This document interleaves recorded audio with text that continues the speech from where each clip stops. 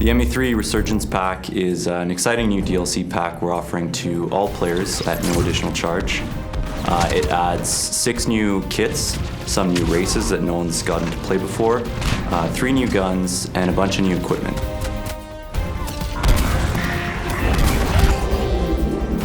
The Hydra Map is really unique because it takes place in a location we've never seen in the Mass Effect universe. You're essentially fighting for a gigantic dam in the middle of an Arctic tundra. It's a big open space that offers great gameplay for snipers, infiltrators, and vanguards.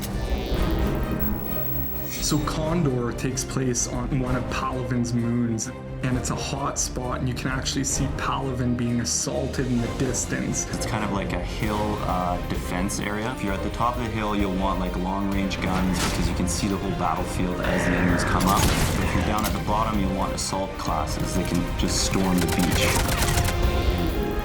The Batarian soldier is good close range. We really geared them to be kind of brawlers. My favorite new power is probably the Batarian's ballistic blades. It's basically a shotgun on your wrist, which is pretty fantastic. I think my favorite new kit is the Get Infiltrator. His new hunter mode power allows him to see through walls, which adds a totally new dynamic to the battlefield. When you put on hunter mode, it basically reduces your shields down to half. So when using hunter mode, you do not want to get in the fray with brutes. The Geth Engineer is super cool class. He's got a new Geth turret power. It's similar to the sentry turret power we have, but it actually can heal shields. So anyone who's nearby will have their shields repaired every few seconds, which makes it a really cool defensive power. One of my favorite new powers is the biotics sphere that the SR Justicar gets. Basically, she'll lay a bubble around the squad, and anyone will get a defensive bonus when they're inside of it, so they'll take less damage. But also, any enemies that come inside it will get biotic effects on them, they'll take more damage. So it's really kind of a tactical power.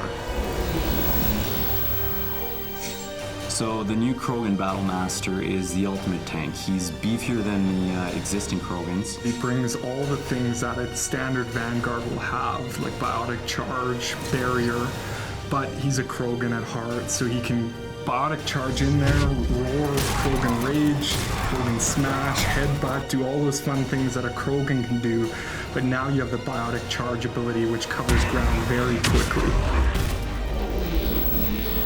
All 3 of the new weapons bring unique gameplay to the table. You have the Krogan Assault Rifle, which basically fires out mini projectiles that explode on contact.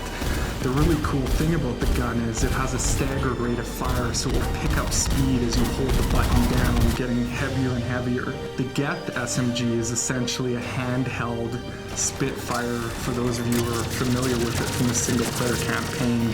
So imagine running around with a mini Spitfire, pretty cool.